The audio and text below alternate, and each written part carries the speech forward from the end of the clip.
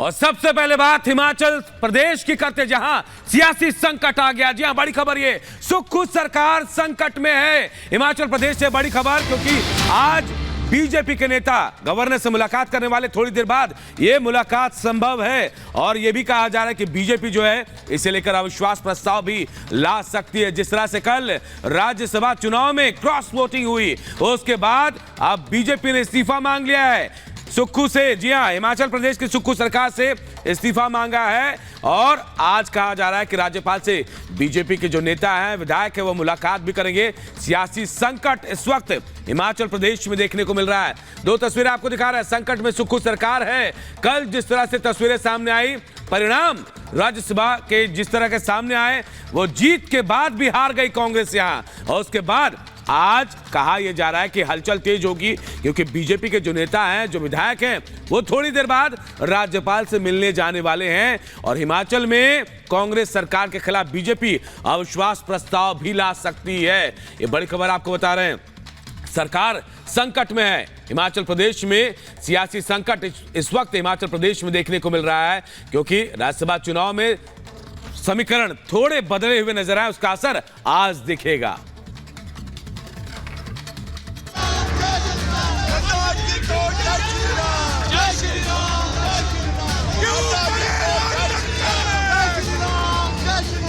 हिमाचल में ये बीजेपी की जीत का जश्न है।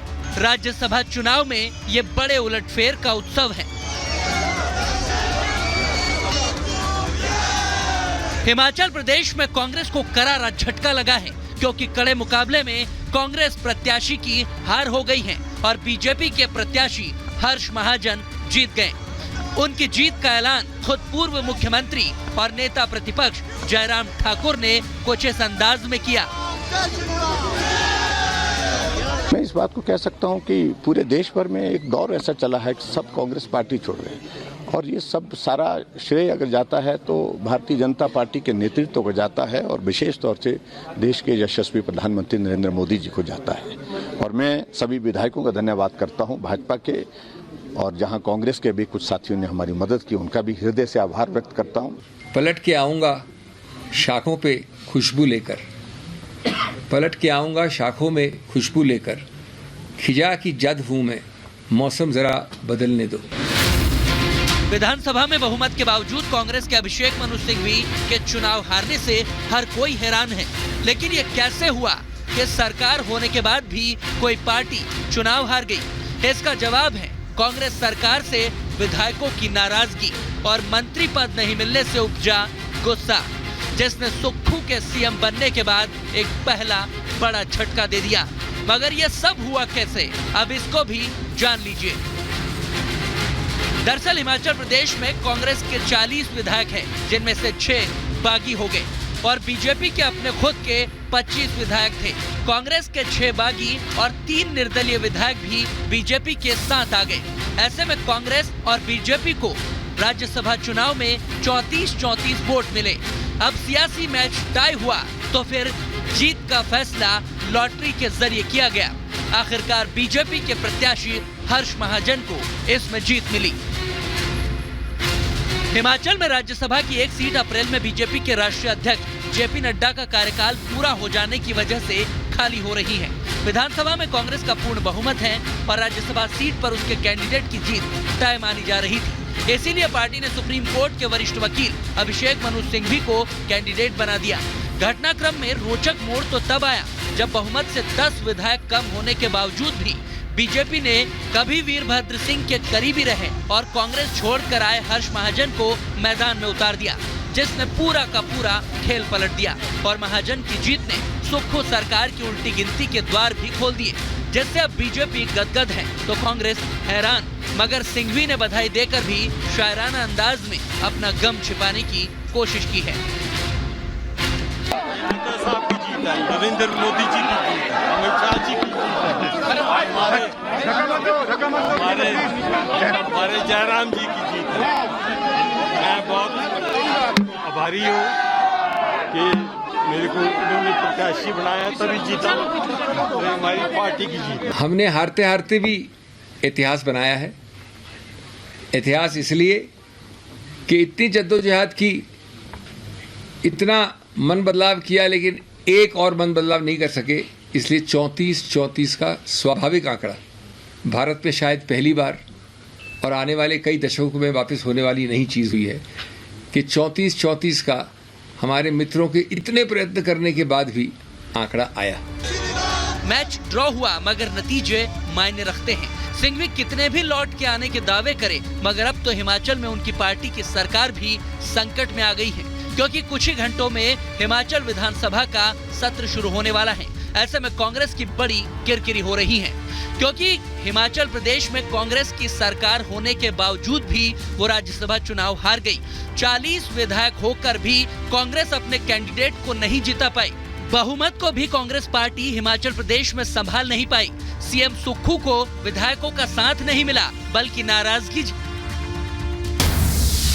बड़ी अपडेट आपको ये बता दें, हिमाचल प्रदेश से राजभवन पहुंच गए हैं जयराम ठाकुर। बड़ी अपडेट, पूर्व मुख्यमंत्री जयराम ठाकुर हिमाचल से बड़ी अपडेट कि राजभवन पहुंच गए हैं। कुछ ही देर में गवर्नर से यानी राज्यपाल से मुलाकात करेंगे जयराम ठाकुर। तो क्या हिमाचल में कोई बड़ा खेला होने वाला है, इसके संकेत सीधे तौर पर मिल रहे हैं। और ये संकेत तब से मिलना शुरू हो गए जब बीते दिन क्रॉस वोटिंग होती है राज्यसभा चुनाव को लेकर और बीजेपी बम्पर जीत दर्ज कराती है। उसके बाद से ही संकेत मिलने शुरू हो गए और बड़ा सवाल यहां पर यही खड़ा हो रहा है कि क्या आज हिमाचल प्रदेश में कोई बड़ा खेला होगा। राजभवन पहुंच गए हैं जयराम ठाकुर, कुछ ही देर में राज्यपाल से मुलाकात करेंगे। अविश्वास प्रस्ताव लाने की तैयारी में भारतीय जनता पार्टी है और सुक्खू सरकार के भविष्य पर संकट के बादल मंडराते हुए नजर आ रहे हैं। सुक्खू सरकार टिक पाएगी या नहीं टिक पाएगी, हिमाचल में अपना राज खत्म कर पाएगी या नहीं, ये एक बड़ा सवाल। और हर्षा हमारी सहयोगी ग्राउंड जीरो पर मौजूद है। हर्षा, सुबह 7:30 बजे जयराम ठाकुर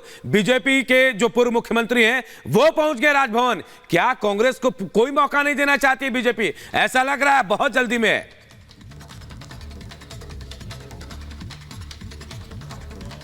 बिल्कुल अनूप, आपने बिल्कुल सही कहा, बहुत जल्दी में। और यही कारण है कि सुबह 7:30 बजे यहाँ पे जयराम ठाकुर समेत जो 4 विधायक है बीजेपी के, वो चारों राजभवन पहुंच चुके हैं राज्यपाल से मुलाकात करने के लिए। शिव प्रकाश शुक्ला से मुलाकात होगी, 7:30 बजे का समय था। जयराम ठाकुर समय से ही यहाँ पर पहुंच चुके हैं और आज बेहद महत्वपूर्ण दिन भी है शिमला विधानसभा के लिए, हिमाचल विधानसभा के लिए बहुत ही महत्वपूर्ण दिन है, क्योंकि आज बजट पास होना है। लेकिन कांग्रेस सरकार चूंकि वो खतरे में आ चुकी है, वो चाहती है कि साइनेडाइज हो जाए या एडजर्न हो जाए ये असेंबली आज। लेकिन इसके बावजूद जो बीजेपी के नेता है उनका साफ तौर पे कहना है कि नंबर्स नहीं है कांग्रेस के पास।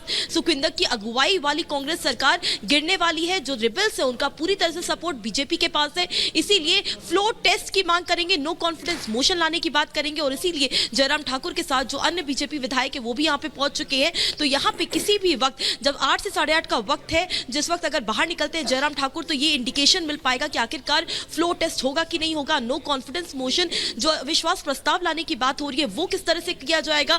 और आपको ये बता दें कि डीके शिव कुमार और भूपेंद्र हुड्डा वो भी लगभग 9 बजे करीब हिमाचल पहुंच जाएंगे। तो जो रिबल कांग्रेस एमएलए से उनसे बात करने की कोशिश करेंगे। लेकिन फिलहाल जो तस्वीरें नजर आ रही हैं वो यूं लग रहा है कि जो रिबल कांग्रेस एमएलए है वो किसी भी मूड में नहीं है कि बातचीत करें डीके शिव कुमार या भूपेंद्र हुड्डा से, क्योंकि जो नाराजगी है वो सुखविंदर सुक्खू को लेकर के है। और ये कहा जा रहा है कि लगभग 40 में से 26 विधायक नाराज है सुक्खू से और वो चाहते हैं कि जब तक सुक्खू का रिप्लेसमेंट नहीं होगा तब तक ये रिबल कांग्रेस एमएलए मानेंगे नहीं, ये वापस खेमे में आने के लिए तैयार नहीं है। एक बार फिर से तस्वीरें राजभवन की, क्योंकि राजभवन में इस बार इस वक्त अंदर जयराम ठाकुर मौजूद है।